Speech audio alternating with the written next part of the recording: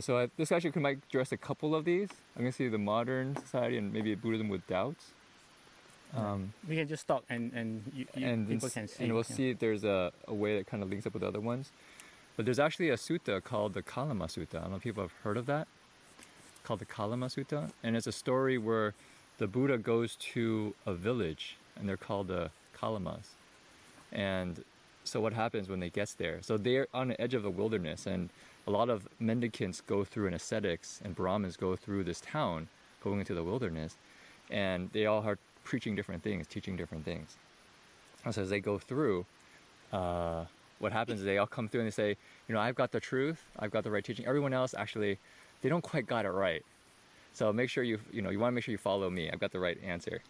And so the Buddha comes through, and the Buddha has a reputation. Everyone's heard of the Buddha. He's a very well-established teacher. So he's coming through, and they approach him. And they actually describe in the suttas, and usually they say somebody comes up, they bow, and they sit to one side.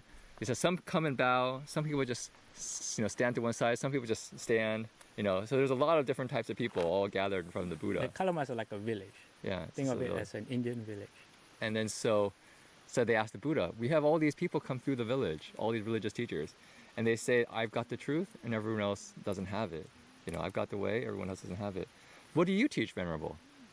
It's a kind of a setup, if you think about it, right? What do you say?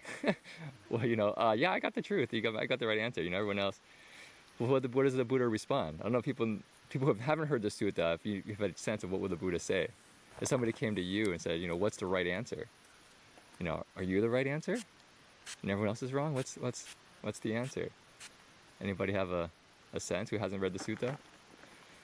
Or guess?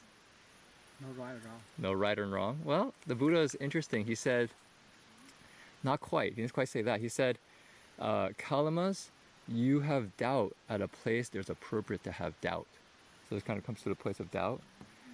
You have doubt where there's a time appropriate to have doubt. Because you have conflicting people making conflicting claims. Rabbi Shur last night talked about stories. What happens if you have 5 or 6 people tell you different stories? What happens if your father and mother tell you different stories? Or your children, each one tells you a different story. Like, who do you believe? And so he then says, O Kalamas, don't just believe because of tradition, because of oral reports, because of your own logical thinking and kind of rationality, because it's just stories that you heard from the past, because somebody told you so, or just because you think this person's your teacher, or just the monk's here, just because the monk says. Don't just believe because of that. That's not what you want to do. He says, what you want to do is you say, when you know for yourself this is good, or you know for yourself this is bad, and this is something that is praised by those who are wise, or this is something that is, you can say, criticized by those who are wise, which are negative things, then you know for these things that you can follow. So he actually puts the responsibility for the discernment for what to do for your spiritual life on the Kalamas themselves. He puts them back into themselves, like what Rabbi Shur was talking last night about questioning authority.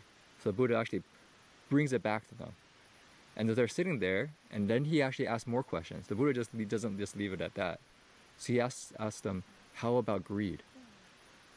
Is greed wholesome? I mean, maybe in America we think greed is great, but I think if we start looking around the consequences of greed, there's a lot of harm that comes from it. So he actually asks, does greed lead to your long-term happiness? So maybe there's a short-term happiness that comes from getting what we want, but does it really lead to a long-term happiness for yourself, for others? And he says, no, we don't. We see it's actually quite harmful. He says, well, so greed, we want to reduce greed. He goes through anger. Is anger something that leads to your happiness for yourself or other people, or to harm or hurt? He says, no, it leads to hurt and pain. It's like, okay, very good. He goes through delusion. When you're confused about things, when you're not sure what's going on and you just jump in and try to do something, but you don't actually know what's going on. Does that lead to goodness or happiness? Same, no, that doesn't. So the Buddha takes them through these 3, we call them in Buddhism the 3 poisons. Yesterday somebody asked about lists in the Song of Awakening. The 3 poisons are essentially greed, hatred, and delusion. And then the Buddha walks them through the 5 precepts. Not killing, not stealing, no sexual misconduct, no lying, no intoxicant. And takes them step by step, not through a process where I say so, thou shalt do this, or I will punish you. I think some people mentioned some Christianity, but if you look at the Christian model, this way that the rules are often held, or oftentimes in society, if we just think about it, is you do this, if you don't, we'll punish you, right? If you don't do this, I'll punish you and your following generations. But in Buddhism, the Buddha is saying, actually, these lead to your long-term unhappiness and other people's unhappiness, not their well-being. So the Buddha is actually very pragmatic. So he goes through their experience to see these precepts as being something you want to abide by. And then he takes it another step. He teaches them, they call it the 4 Brahma Viharas, which is compassion, kindness, compassion. You use the word empathetic joy, which for me is the actually exact opposite of jealousy, is that when other people are happy, you're happy for them. So it's like rejoicing in their happiness, which I think is a great thing, right? Because jealousy moves the opposite direction, always makes you a little unhappy. And somebody always has to be unhappy because they're always competing over something. And then the final one is equanimity, a mind that's very peaceful. Whatever comes is no problem. So he teaches them this meditation method. And through this process of having them look through their own process and their own experience and referencing those who they respect, they actually come to actually really have faith in the Dharma, faith in the teacher, faith in the Buddha. And so it's an interesting sutta for myself is because it actually, something that's I think very modern right now is that we actually have very many competing stories all fighting for each other, fighting for prominence, fighting for rightness in all the different things. And oftentimes there's also a certain amount of confusion that's actually being introduced to the system. I mean, just look at our news these days, but that's actually not random. If you were to learn history a little bit about how, we used to have in the West a kind of a Christian narrative, and then it got replaced a little bit by the scientific progressive narrative, and that got kind of replaced actually by a lot of despair. There's like the existentialist movement, all these kind of things where we don't, and then now we have kind of this postmodern kind of time when stories are a little bit like each person's got their own story, but then we're a little bit like, how do we even trust a story? How do we even build some kind of ground? And so what Buddhism I think is really interesting, and we're talking about particularly for modern times, is that it actually doesn't require you to, you could say, put down your stake in the ground and say, I've got the right story. In fact, the Buddha is very, very cautious about that, even with Buddhism. I wouldn't say I believe in Buddhism 100% and I know it's true. Like, I wouldn't say that. How can I know that? Only a stream enterer can do that.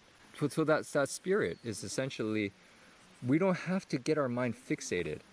So actually one of the you could say the wrong views of Buddhism, the mistaken ways of holding our minds, is that when we actually think that our view is the right view and other people's, all their views are the wrong view.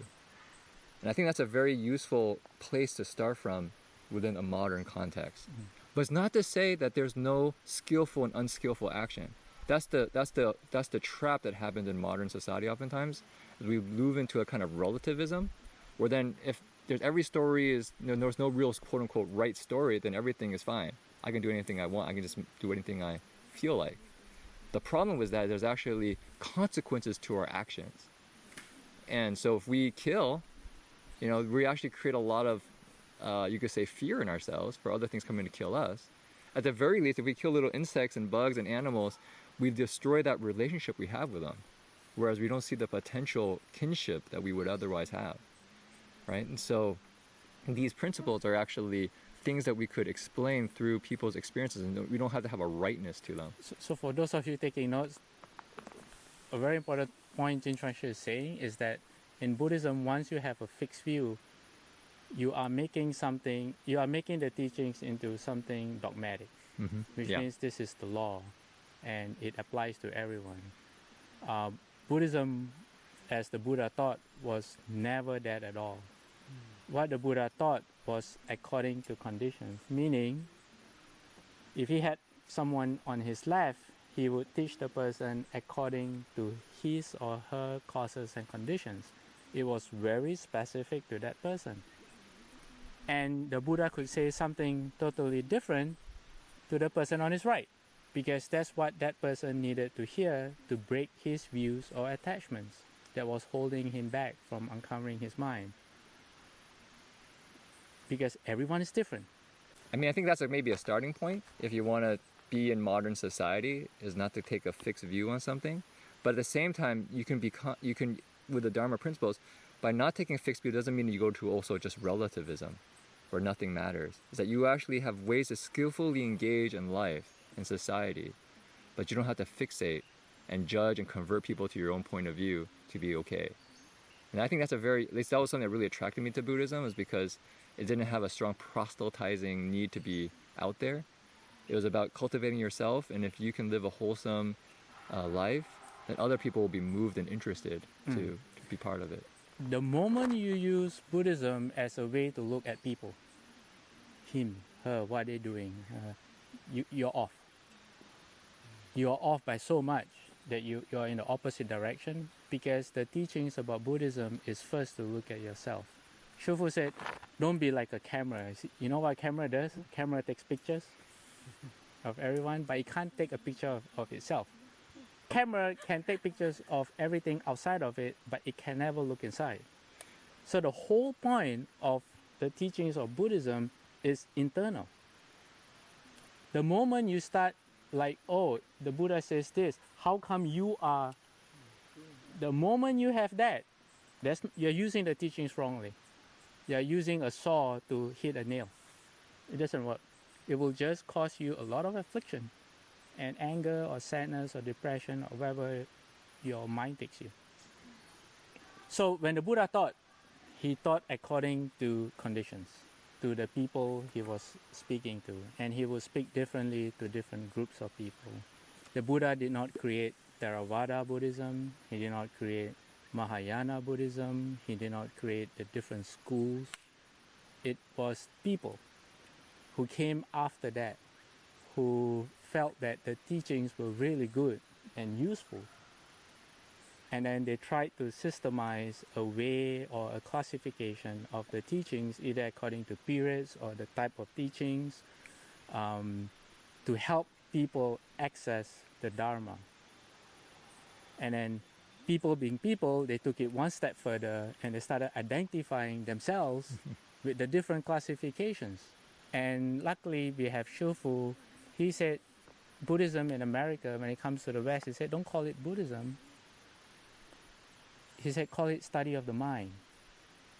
Because actually that's what Buddhism is. If you take all the teachings and you move inside, you are shining the light into your mind.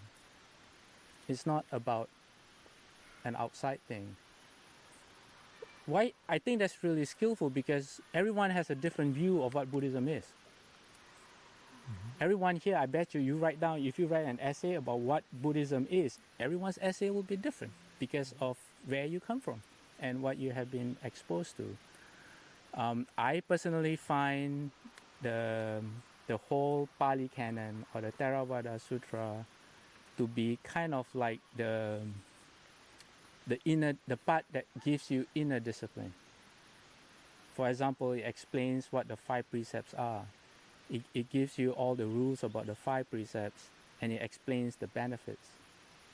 When I took the 5 precepts, I was very hesitant because I've always seen the 5 precepts as being binding. You cannot do this. Okay, the 5 precepts, for those of you who do not know, you cannot kill, you cannot take life, okay? You cannot steal, or you cannot take what is not given to you. You shall not speak falsely, lie, but that includes other forms of speech that causes hurt. No sexual misconduct. The Buddha has a nice way of putting it, meaning do not take advantage of people who are under the protection of others. People like you usually have a brother, sister, mother, father that other people care for. So if I take advantage of someone else, I'm going to hurt not just her but someone else. So someone under the protection of others. So unless you're married, basically unless you're married, to put it. And the last one is intoxicants, because when you take intoxicants, it's hard to keep track of your own thoughts. And before you know it, you can go wrong. You do things that you regret or you're remorseful of. So that's the 5 precepts, and it's always been explained to me in a way that you should not do this, and if you do it well, you get these benefits. But it's never been inspiring. It's very logical. It's the hardware, it's like a circuit board. It's all laid out, really logical. But you give it to me and like, okay, what am I going to really do with this? Mahayana turns that focus around into outside, into why you are doing this. We have that vow, save all living beings, that we do at lunch. But all of you have been saying that during lunch the last 2 days, unless you kept quiet, which is, if you don't really know what's going on, it's good. I want to do all good deeds. I want to save all living beings. I want to cut off all evil or not do any harmful deeds. The 5 precepts only really came alive for me when I realized that the 5 precepts are, how you say, is part of you. It's the best of you. The 5 precepts bring out the best of you, and you will see it in instances where you are at your best. Okay, you ask yourself this question: if you have anyone that you really care for, a sister, a brother, a parent, a child, ask yourself, as they go through life, do you want them to be surrounded by people who they feel safe with, who will never harm them? Do you want them to be surrounded by people who they can trust, who will never lie to them? You go down the list, right? And then you ask yourself, how about me? If I am closest to my family and I want them to always feel happy and safe around all their friends and colleagues and people, am I that to them? Am I a place of refuge? So you realize then that the 5 precepts are actually inherent in you. So Mahayana gives you that perspective of the practice. You have the inner discipline where you hold the 5 precepts, but your motivation becomes bodhisattva-like. The bodhisattva holds precepts on behalf of all living beings. And that's one way of how I interpret that to be. So it's very inspiring. You want to do it. One of the bodhisattva precepts that we hold is that when a member of your party falls sick, you don't leave them behind. And I've always struggled with that. Because I always imagine, even though as a monk, I always imagine if I go on vacation, someone falls sick, it's like, I have to take care of you. No, you just go home or something. I want to go on and enjoy my trip. I'll come to you. And then I realized, hey, what if it was my mom? If my mom was sick and I'm on vacation, I can't leave her behind. And it's natural. You don't have to force me to do it. Even if I could go on vacation, I wouldn't have a good time, right? So that's what precepts are. And you take the precepts that you are ready to make a commitment to. So like the Bodhisattva precepts, when you're kind of ready, you take it and then that you wrestle with it. Because you can do it for some people, but you can't do it for a lot of other people. But that's where the practice comes in. So to me, real practice it's nice that we learn about like emptiness or yogacara, but the real practice comes in our relationships. Everything that is in the Dharma comes back to that. And why that is important, because of the 3 baskets of precepts, the 3 teachings of precept, samadhi, and wisdom. The Buddha outlined precepts first. From precepts comes samadhi. From samadhi, which is concentration, comes wisdom. Precepts can be also interpreted as your character. How you treat people. How people see you as a person. So the Buddha outlined this formula. He says someone who holds the precepts really well, he is free of remorse. There's something called the Two-Dat Sutta. Thank you for your suggestion. The Two-Dat Sutta, what the Buddha is trying to say, Sutta means teachings of the Buddha that's been compiled. That's what Sutta or Sutra means. So, or you can say scripture. So the Two-Dat scripture, the Buddha says, this is what happened with common people. He says, when we get the first dart, like someone throws a dart at you. A dart could be just something to do, like say your body. Like I'm sitting on this rock, okay, and after a while it hurts.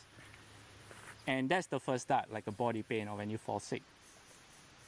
The Buddha says that a common person would create a second dart, which is in the mind. And I would like, it's so, it's so uncomfortable. There's so many mosquitoes and flies. Like, can we just find a better place?